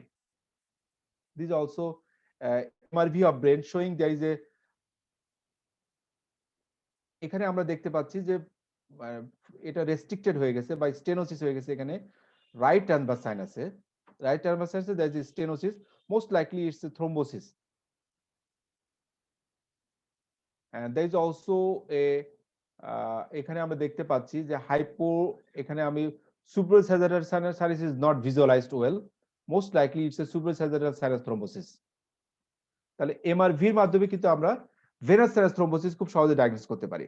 Another sequence is DSA. This is invasive procedure, digital substructure angiography. এখানে আমরা থেরাপিউটিক এবং ডায়াগনস্টিক বোথ ক্ষেত্রে আমরা ভাস্কুলার ওয়েল ভিজুয়ালাইজেশনের জন্য থেরাপিউটিক এবং মানে ডায়াগনস্টিক দুই ক্ষেত্রে আমরা ডিএসএ টা ইউজ করতে পারি। This the gold standard. আমরা কিছু থেরাপিউটিক কয়েলিং করার জন্য আমরা এই ডিএসএ টা ইউজ করতে পারি। তো that's all about the sequence. আর অ্যানাদার সিকোয়েন্স ইজ এমআরএস, এটা নিয়ে আমি ডিটেইলস বলবো না এখন, এগুলো আমরা একটু করব, এগুলো আমাদের এত দরকার নেই। তো যদি আমরা সিকোয়েন্স গুলো জানতে চাই সব মিলায়ে, যে T1 weighted image, T2 weighted image, diffusion weighted image, flow sensitive image এবং কিছু এক্সট্রা ধরনের এমআরএস, ফাংশনাল এমআরআই, টিওনোটির ভিতরে T one contrast, fat suppressed, contrast plus fat suppressed, T two এর সাথে আছে FLAIR image, fat suppressed image, T two shine through, diffusion weighted ইমেজের ভিতরে ডিডব্লিউআই, এডিসি ম্যাপ, ট্রাক্টোগ্রাফি অনেক সময় ট্রাক দেখার জন্য, flow sensitive MR angiography, MR venography, অনেক সময় সিএসএফ ফ্লো স্টাডিজ আমরা করতে পারি। এছাড়া এমআরএস, এটার মাধ্যমে আমরা কোনো ব্রেনে কোনো টিউমার আছে কিনা সেটা দেখতে পারি আমরা। ফাংশনাল কিছু এমআরআই এর মাধ্যমে আমরা নিউরোসাইকেটিক বিভিন্ন ডিজিজগুলো ডায়াগনোস করতে পারি। এমআর পারফিউশনের মাধ্যমে আগের মতো সিটি পারফিউশনের মতো একই রকম ভাবে আমরা ফ্লোটা আমরা ইসকেমিক পেন নাম্বার এরিয়াতে আমরা ডায়াগনোস করতে পারি খুব সহজে। আচ্ছা, এখানে আমরা আগেই বলছিলাম, এখন আমরা আসি ইন্টেন্সিটি। টি1 টি2 ফ্লেয়ার এর ডিডব্লিউআই ইন্টেন্সিটি আমরা দেখে আমরা ডায়াগনোস করতে পারি। সাধারণত টি2 ওয়েটেড ইমেজে যদি হাইপার ইন্টেন্স থাকে তাহলে আমাদের ডায়াগনোসিস থাকবে ইটস ডিউ টু ইডেমা। যেমন this is a FLAIR image showing hyper intensity over the right MCA territory, most likely it is a acute right MC infarction. And this is also a DWI image showing there is a hyperintensity of the right MCA territory and the hypointensity at that area on the ADC map. So it most likely acute right MC infarction. And এখানে যদি আমরা খেয়াল করি তাহলে দেখতে পাচ্ছি যে এখানে DWI তে হাইপার ইন্টেন্সিটি আছে, ফ্লেয়ার ইমেজেও হাইপার ইন্টেন্সিটি আছে, কিন্তু ওই পেশেন্টের আমরা যখন দেখলাম এডিসি ম্যাপ করলাম, এডিসি ম্যাপেও সেম জায়গায় hyper intensity, that is called T two shine through, and this is not due to infarction. It is maybe either any other cause, maybe it's a tumor or any past containing কোনো structure, যেটা আমরা আগে discuss করছিলাম। This is also examples of hyper intensity. আমরা জানি যে MRI তে oedema গুলো হাইপার ইন্টেন্সিটি দেখায়, সিটি স্ক্যানে যেমন আমরা দেখছিলাম কোন ইডেমা হাইপো ইন্টেন্সিটি হাইপোডেন্স দেখায়, বাট এমআরআই তে কোন ইডেমা হাইপার ইন্টেন্সিটি দেখা যায়। এখানে ঠিক দেখতে পাচ্ছি আমরা একই রকম ভাবে যে একটা finger like projection of hyper intensity, finger like projection of hyper intensity, তার সেন্টারে একটা মিক্সড ইন্টেন্সিটি রিলেশন আছে। এটা হচ্ছে একটা টি2 ওয়েটেড ইমেজ, এটা হলো একটা ফ্লেয়ার ইমেজ। এখানে দেখতে পাচ্ছি ফ্লেয়ার ইমেজ একটা হাইপো ইন্টেন্স এরিয়া, আর টি2 ওয়েটেড ইমেজ দেখতে পাচ্ছি মিক্সড প্যাটার্ন একটা রিলেশন, বাইরের দিকে হাইপার ইন্টেন্স, ভিতর দিকে হাইপার ইন্টেন্স, বাইরের দিকে hypo intense. So most likely এটা একটা কোনো মানে ফ্লুইড কন্টেনিং কোন স্ট্রাকচার থাকবে এবং তার চারিপাশে একটা ভেসোজেনিক ইডেমা, চারিপাশে ভেসোজেনিক ইডেমা, যেটা একটা সিস্টিক কম্পোনেন্ট আছে। সিস্টিক কম্পোনেন্টের কারণে এখানে সিএসএফটা সাদা দেখাচ্ছে, আর যেহেতু আমি ফ্লুইডটাকে সাপ্রেস করে দিয়েছি সুতরাং এখানে কালো দেখা যাচ্ছে, যেহেতু ফ্লেয়ার ইমেজে ফ্লুইডটাকে সাপ্রেস করা হয়। তাহলে আমি বুঝতে পারছি যে কোন সিস্টিক কোনো এখানে কোনো রিলেশন আছে যার চারিপাশে ভেসোজেনিক ইডেমা হতে পারে। তাহলে এটা হতে পারে এটা কোনো পায়োজেনিক কোনো অ্যাবসেস হতে পারে, অথবা কোনো ব্রেন টিউমার হতে পারে, বা হতে পারে কোনো সেকেন্ডারিস হতে পারে। সুতরাং এটা আমরা আদার ইমেজ দেখে বা অন্যান্য আরো তার কন্ট্রাস্ট দেখে আমি বুঝতে পারবো যে এটা আসলে কি ধরনের লেশন। আচ্ছা, এখানে আমরা দেখতে পাচ্ছি টি2 ওয়েটেড ইমেজে একটা হাইপার ইন্টেন্স দেখা যাচ্ছে, এখানে হাইপার ইন্টেন্স লেশন, এখানে একটা হাইপার ইন্টেন্স লেশন, তার সেন্টারে একটা হাইপো ইন্টেন্স একটা লেশন দেখতে পাচ্ছি, সেন্টারে একটা হাইপো ইন্টেন্স লেশন এবং একটা চারিপাশ দিয়ে ফিঙ্গার লাইক প্রজেকশন একটা হাইপার ইন্টেন্স লেশন। এখানে থেকে একই রকম সেন্টারে হাইপো ইন্টেন্স এবং চারিপাশে ফিঙ্গার লাইক হাইপার ইন্টেন্স একটা লেশন। মোস্ট লাইকলি ইটস যেহেতু মাল্টিপল সাইটে আছে এবং সাবকর্টিক্যাল গ্রে হোয়াইট জাংশনে আছে, most likely it's A brain metastasis. তবে আমরা কনফার্ম করতে গেলে আমাদেরকে অবশ্যই তাকে কন্ট্রাস্ট দিয়ে দেখতে হবে, কন্ট্রাস্ট এনহান্সমেন্ট প্যাটার্নটা কেমন। তাহলে যদি একটা পেশেন্ট এরকম মাল্টিপল এরিয়াতে এরকম ফিঙ্গার লাইক পজিশন থাকে, মাল্টিপল ইডেমা থাকে, তাহলে আমরা সাসপেক্ট করব this oedema is due to vasogenic oedema. It may be due to either কোনো অ্যাবসেস অথবা কোনো brain tumour, either primary brain tumour অথবা সেকেন্ডারি কোনো brain tumour. This also a hyperintensity there. There is a periventricular hyperintensity, and the ventricles are dilated, and this is called hydrocephalus. যদি পেশেন্টের hydrocephalus থাকে অনেক সময় তার এই পেরিভেন্ট্রিকুলার এই ধরনের ক্যাপ শেপ এরকম হাইপার ইন্টেন্সিটি দেখা যেতে পারে। Periventricular FLAIR hyper intensity due to transependymal flow of the CSF. Transependymal flow of the CSF এর কারণে এই কারণে পেরিভেন্ট্রিকুলার হাইপারইনটেন্সিটি দেখা যায় and it indicates obstructive hydrocephalus যখন অবস্ট্রাকটিভ হাইড্রোকেফালাস থাকবে তখন একটা পেশেন্টের ভেন্ট্রিকুলাস ডাইলেটের সাথে সাথে পেরিভেন্ট্রিকুলার এরকম ক্যাপ লাইক হাইপারইনটেন্সিটি থাকতে পারে। এই পেশেন্টে দেখেন এরও ঠিক পেরিভেন্ট্রিকুলার একটা ফ্লেয়ার সিকোয়েন্স, পেরিভেন্ট্রিকুলার এরকম কিছু হাইপারইনটেন্সিটি আমরা দেখতে পাচ্ছি, কিছু overt shape finger like projection from the corpus callosum periventricularly. This is called Dawson finger. এবং this is a features of multiple sclerosis. এই চেহারাটা যেমন যদিও লেশনটা হাইপার ইন্টেন্স পেরিভেন্ট্রিকুলার, বাট এর চেহারা যেমন এর চেহারাটা দেখুন ডিফারেন্ট। সো সুতরাং shape of the lesion, site of the lesion also important for diagnosis. So this is a case of multiple sclerosis. Same পেশেন্টের যখন আমি দেখতে পাচ্ছি periventricular ovoid shape perpendicular multiple lesion, this is a classical examples of multiple sclerosis. On left hand side, on right hand side, দুই ক্ষেত্রে দেখেন periventricular hyperintense lesion আছে, periventricular hyperintense lesion, but on the left hand side the periventricular lesions are overt shape and perpendicular to the ventricles, so it's most likely multiple sclerosis. But in this case, these are periventricular large confluent lesion এবং সাথে দেখেন তার sulcus গুলো অনেক prominent, most likely তার সাথে cerebral atrophy আছে, অনেক সিগনিফিকেন্ট সেরিব্রাল অ্যাট্রফি আছে, যেমন সালকাস গুলো অনেক প্রমিনেন্ট, এই সালকাস গুলো অত প্রমিনেন্ট না, তো সালকাস অনেক প্রমিনেন্ট, সেরিব্রাল অ্যাট্রফি আছে, ভেন্ট্রিকলসটা কমপ্লিটলি ডাইলেটেড হয়ে গেছে এবং পেরিভেন্ট্রিকুলার এরকম কনফ্লুয়েন্ট লেশন আছে, you can suspect it's a small vessel disease, small vessel disease, small vessel ischaemic change.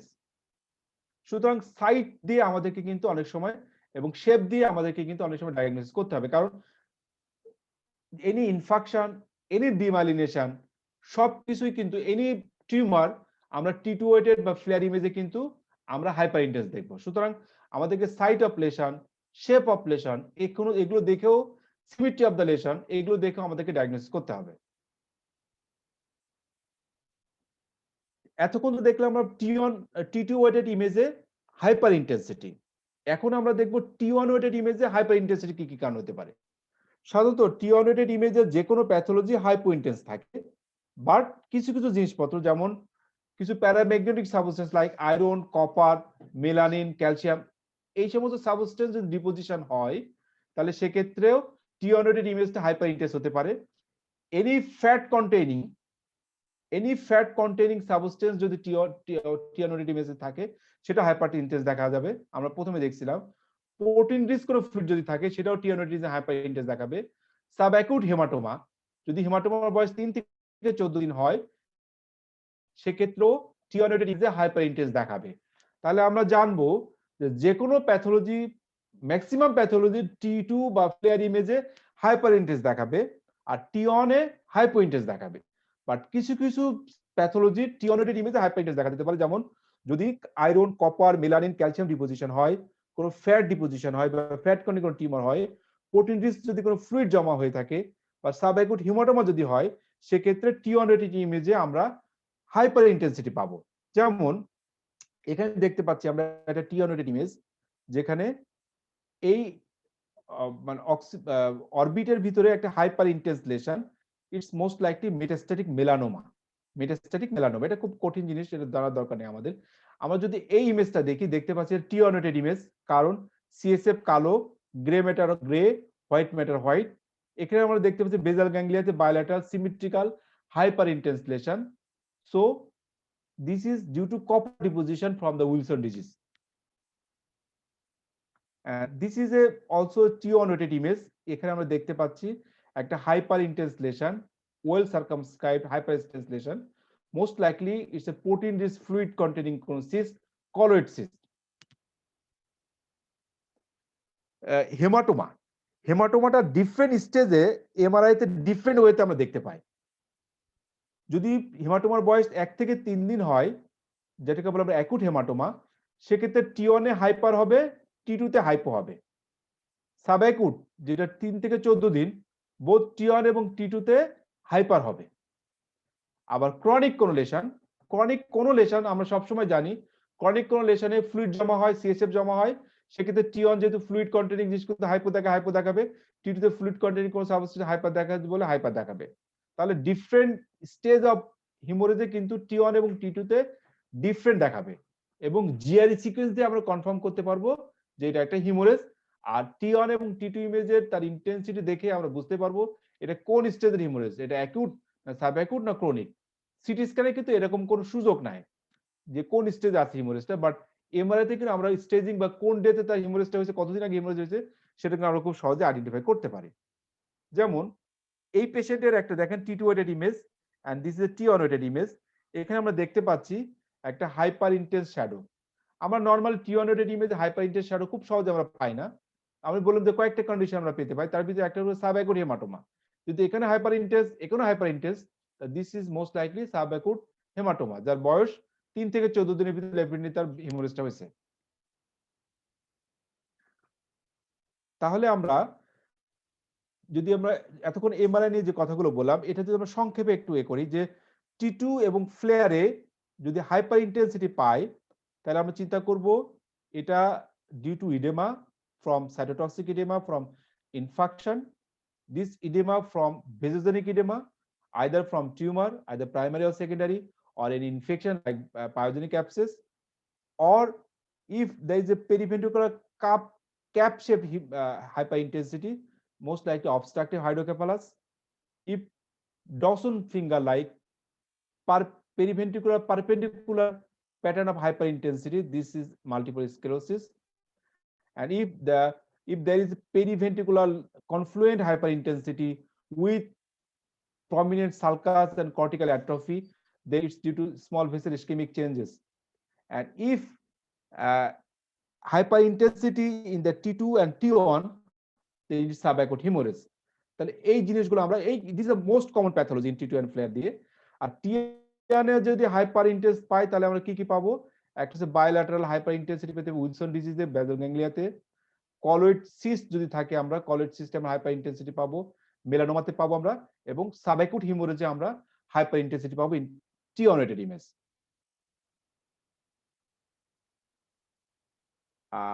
T2 weighted ইমেজে কখন আমরা হাইপো ইন্টেন্স পাবো, ঠিক যে সমস্ত কন্ডিশনে T1 ওয়েটেড ইমেজে হাইপার ইন্টেন্স পাই ঠিক সেম কন্ডিশনে আমরা T2 ওয়েটেড ইমেজে সেই সমস্ত কন্ডিশনে আমরা হাইপো ইন্টেন্স পাবো। যেমন এই পেশেন্টে দেখেন একটা আমরা T1 ওয়েটেড ইমেজে হাইপার ইন্টেন্স পাচ্ছি একটা শ্যাডো হাইপার ইন্টেন্স, সেম জায়গায় আমরা এখানে হাইপো ইন্টেন্স পাচ্ছি, so it's most likely colloid cyst. T1 এ হাইপার, T2 তে হাইপো, প্রোটিন রিচ কোনো ফ্লুইড থাকলে সেখানে আমরা T2 তে হাইপো পাবো। আচ্ছা, these are the vessels flowing কোন ভেসেলসে ফ্লোয়িং ভেসেলস, এটাকে বলি আমরা ফ্লোয়িং ভেসেলস এর ভিতরে আমরা হাইপো পাবো, যাকে বলি আমরা ফ্লোভয়েড। T2 ওয়েটেড ইমেজে ফ্লোয়িং ব্লাডটা আমরা হাইপো ইন্টেন্সিটি পাবো। যেমন এখানে আমরা দেখতে পাচ্ছি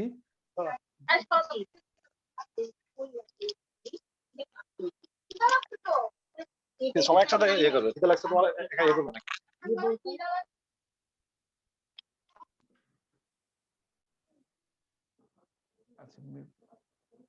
আচ্ছা, this is the normal flow void. আচ্ছা, এখন কখনো কখনো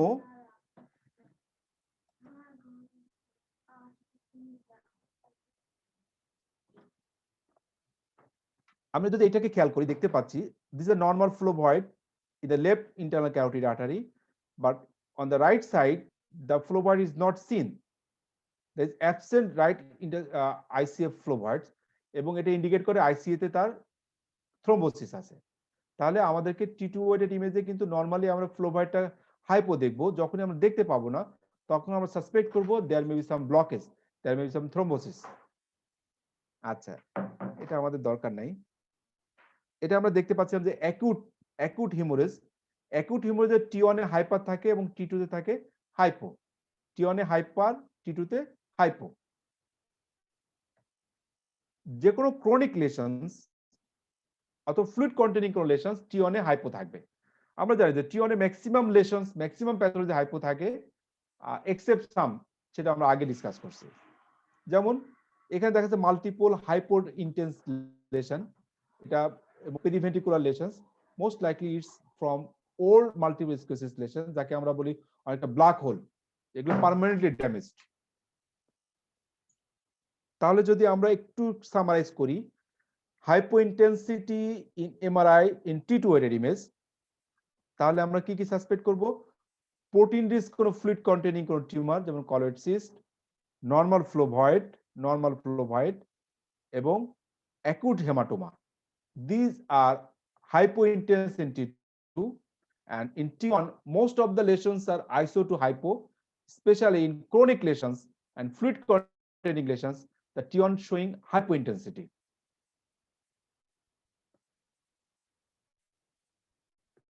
This is the summarization of the আমরা এমআরআই যে সমস্ত ফাইন্ডিংস গুলো দেখলাম সেটা সামারাইজেশন একটাতে, যে T2 এবং ফ্লেয়ারে আমরা হাইপার ইন্টেন্সিটি পাবো, cytotoxic oedema, vasogenic oedema, hydrocephalus, subacute bleeding, inflammatory any lesions. T1 এ হাইপোইন্টেন্স পাবো ইডেমা এবং ক্রনিক লেশনসে। T2 এবং ফ্লেয়ারে হাইপোইন্টেন্স পাবো paramagnetic substance, protein rich fluid, flowing blood, acute bleeding. And in T2 আমরা T1 এ hyper পাবো paramagnetic substance like iron, copper, protein rich fluid, fat containing substance, subacute bleed. These show hyper intensity in T1 weighted image. So আমাদের ওই কেসটাকে যখন আমরা নিয়ে আসলাম, এই কেসে দেখতে পাচ্ছিলাম আমরা তার সেন্টারে একটা হাইপার ডেন্স, চারিপাশ দিয়ে একটা পেশেন্টের একটা ফিঙ্গার লাইক প্রজেকশন ইডেমাটাস সিচুয়েশন আছে, মোস্ট লাইকলি এটা হিউমারেজ এখানে আছে এবং একটা ভেসোজেনিক ইডেমা একটা আছে এবং মিড লাইনটা শিফটিং করছে এবং কর্পাস ক্যালোসামে ইনভলভমেন্ট আছে। ওটা যখন আমরা এমআরআই করছি তখন দেখতে পাচ্ছি যে এরকম একটা ফিঙ্গার লাইক প্রজেকশন একটা এবং দুইটা লেশন আছে, এখানে একটা স্যাটেলাইট লেশন আছে, এখানে একটা স্যাটেলাইট লেশন আছে এবং মিড লাইনকে শিফট করছে এবং কর্পাস ক্যালোসাম ইনভলভমেন্ট আছে। So most likely it's intracranial space occupying lesion. আমরা অনেক করে ফেলছি। আমাদের লাস্ট একটা ছিল আমরা যদি 11টা বেজে যাচ্ছে, patterns and locations of enhancement. এটা আমরা খুব শর্ট করে একটু বলবো যে কন্ট্রাস্ট দেওয়ার পরে প্যাটার্ন দেখে আমরা কিভাবে ডায়াগনোসিস করতে পারি। This is a contrast T1 weighted image. আমরা দেখতে পাচ্ছি ভেসেল গুলো অনেক প্রমিনেন্ট এবং স্যাজিটাল সাইনাস গুলো, superior sagittal sinus, transverse sinus গুলো বেশ প্রমিনেন্ট আছে। যখন এটা থাকবে তখন আমরা বুঝতে পারবো এটা হলো একটা কন্ট্রাস্ট ইমেজ। তো এই কন্ট্রাস্ট ইমেজটার ডিফারেন্ট প্যাটার্ন অনুযায়ী কিন্তু ডায়াগনোসিস ডিফারেন্ট হয়। যেমন এটা একটা কন্ট্রাস্ট T1 ওয়েটেড ইমেজ, আমি দেখতে পাচ্ছি একটা এক্সট্রাঅ্যাক্সিয়াল টিউমার, খুব হোমোজিনাসলি এনহ্যান্সড লেশন, সাথে একটা ডুরাল টেইল আছে, most likely it's A meningioma. It's also a homogeneously enhanced lesion at a CP angle with a dural tail. It's a CP angle meningioma. But in this case, you have seen that this intensity is not like this inhomogeneous intensity, and there is no dural tail. It's the extension, but not the dural tail like that. So it's a vestibular schwannoma, and this is a contrast agents, but in this case there is a thin linear serpentine leptomeningeal enhancement এবং bacterial মেনিনজাইটিসে এই ধরনের thin linear enhancement হয়। যখন এই ইনহ্যান্সমেন্টটা বেজের দিকে বেশি prominent থাকে, পন্সের সামনে দেখেন বেজের দিকে প্রমিনেন্ট থাকে, তখন সেটাকে বলে আমরা বেজাল মেনিনজাইটিস। এবং বেজাল মেনিনজাইটিসের অন্যতম গুরুত্বপূর্ণ কারণ হচ্ছে টিউবারকুলার মেনিনজাইটিস। সো আমাদেরকে অবশ্যই খেয়াল রাখতে হবে টিউবারকুলার মেনিনজাইটিস। আচ্ছা, ব্রেন মেটাস্ট্যাসিস দেখেন যে multiple nodular hyper intensity at a gray white junction, it's most likely metastatic disease. এখানে খেয়াল করেন, this is a nodular lesion but perpendicular to the ventricles, not like the gray white junction. It's perpendicular to the ventricles. It indicates acute or active multiple sclerosis lesion.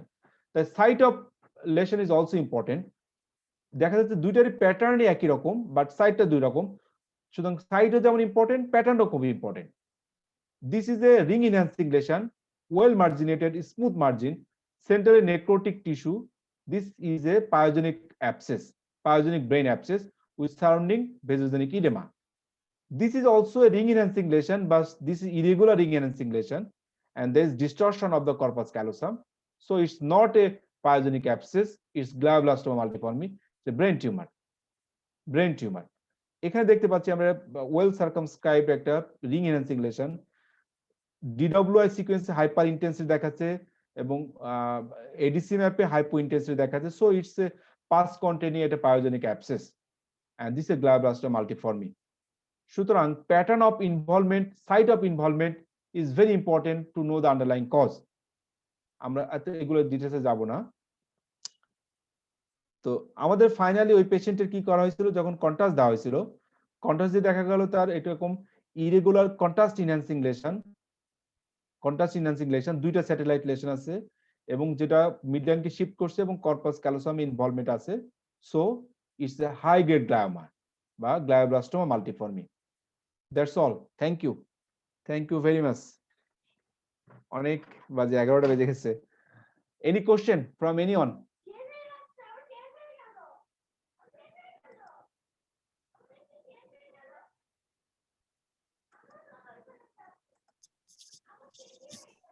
কার কোন question? আসসালাম sir, একটু বলুন how can we recognise venous infarct and cerebral venous sinus thrombosis in CT scan? O good. আসলে মানে CT scan আমরা দেখা যায় যে ভেনাস সাইনাস থ্রম্বোসিসটা সিটি স্ক্যান অফ ব্রেনে নন কন্ট্রাস্ট এবং কন্ট্রাস্ট দিয়ে আমরা সাসপেক্ট করতে পারি। যদি নন কন্ট্রাস্ট একটা সিটি স্ক্যানে একটা পেশেন্টের যদি দেখা যাচ্ছে তার, আমরা যদি এটাকে বলে ডেন্স ক্লট সাইন, তার সুপ্রাসাইজাল সাইনাসের ওখানে যদি একটা ক্লট মানে হাইপার ডেন্সিটি পাওয়া যায়, অথবা যদি পেশেন্টের বায়োল্যাটারাল কর্টিক্যাল ইনফাকশন হয়, অথবা পেশেন্টের দেখা যাচ্ছে তার ইজিলি তার পেশেন্টের দেখা যাচ্ছে হিমোরেজিক ট্রান্সফরমেশন হয়, তখন আমরা সাসপেক্ট করতে পারি it's due to venous sinus thrombosis. সেক্ষেত্রে আমরা কন্ট্রাস্ট ইউজ করে থাকলে আমরা বলি এমটি ডেল্টা সাইন, যে সেন্ট্রালি হাইপোডেন্সিটি থাকে, পেরিফেরিতে হাইপার ডেন্সিটি থাকে, তাকে আমরা এমটি ডেল্টা সাইন। এমন যদি থাকে তাহলে আমরা বলতে পারি যে most likely it's a cerebral venous sinus thrombosis. তখন আমরা সিটি ভেনোগ্রাম অথবা এমআর ভেনোগ্রামে হেল্প নিতে পারি আর কি। Thank you sir.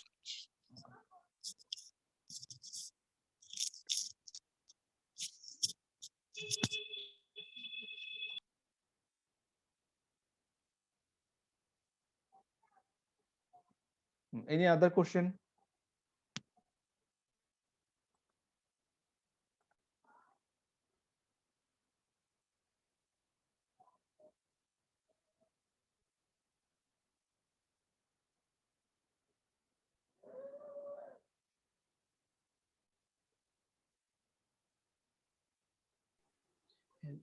নমস্কার স্যার।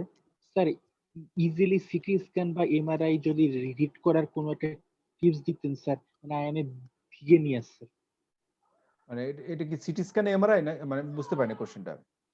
স্যার মানে স্যার আমার কোশ্চেনটা হলো কি স্যার, মানে ইজিলি মানে স্যার আমি কেবল স্যার সিটি স্ক্যান বা এমআরআই স্যার পড়া শুরু করছি স্যার, আমি কিভাবে অ্যাপ্রোচ করতে পারি যাতে স্যার মোটামুটি আমি একটু সহজে চিনতে পারি। আচ্ছা, আমরা যেটা করি যে প্রথমত সিটি স্ক্যানে আমরা মানে আইডেন্টিফিকেশন করব, ল্যান্ডমার্ক গুলো দেখব, কোন অ্যাসিমেট্রিক্যাল দুই পাশে কোনো অ্যাসিমেট্রিক্যাল কোনো কিছু আছে কিনা দেখব। এরপরে আমরা দেখতে পারি যে কোনো ধরনের কোনো লেশন আছে কিনা, কোনো হাইপারডেন্স বা হাইপোডেন্স কোনো শ্যাডো আছে কিনা, সেটা দেখার পরে এবং এই হাইপোডেন্সিটি যদি থাকে সেক্ষেত্রে আমি সাসপেক্ট করতে পারি কোনো ভাস্কুলার টেরিটরি ফলো করছে কিনা। যদি টেরিটরি ফলো করে তাহলে আমরা বলতে পারি এটা ইসকেমিক স্ট্রোক বা ইনফেকশন। যদি দেখা যায় এটা কোনো ইনফেকশন হতে পারে অথবা কোনো টিউমার হতে পারে, অথবা যদি পেশেন্ট হাইপার ডেন্সিটি থাকে, আমরা জানি যে সিটি স্ক্যানে হাইপার ডেন্সিটি কি কি ক্ষেত্রে থাকে, কোন ব্লাড কিনা, কোন ক্যালসিফিকেশন কিনা, সেটা আমরা কিন্তু বুঝতে পারবো আর কি। তো আমরা কিন্তু খুব মানে সহজে খুব অ্যাপ্রোচ করতে, প্রথমে আমরা দেখবো যে আসলে কোন ধরনের কোনো মানে তার নরমাল স্ট্রাকচার গুলো আইডেন্টিফাই করার চেষ্টা করব, কোনো মিড লাইন শিফটিং হয়ে গেছে কিনা বা কোনো প্যাথোলজি আছে কিনা, কোনো ডেনসিটি চেঞ্জ আছে কিনা, সেটা আমরা খেয়াল করলে কিন্তু আমরা কোনো ফাইন্ডিংস কিন্তু মিস হবে না। প্রত্যেকটা আমরা কলাম, আমরা প্রত্যেকটা স্লাইড আমরা দেখবো অনেক সময় দেখা যায় নিচের দিকে স্লাইড থাকতে পারে, কোন একটা স্লাইডে একটা প্যাথোলজি থাকতে পারে। এই জন্য প্রত্যেকটা স্লাইড আমরা দেখবো, নিচ থেকে উপরে বা উপর থেকে নিচে যে কোনো জায়গায় আমরা দেখবো আর কি। Thank you sir.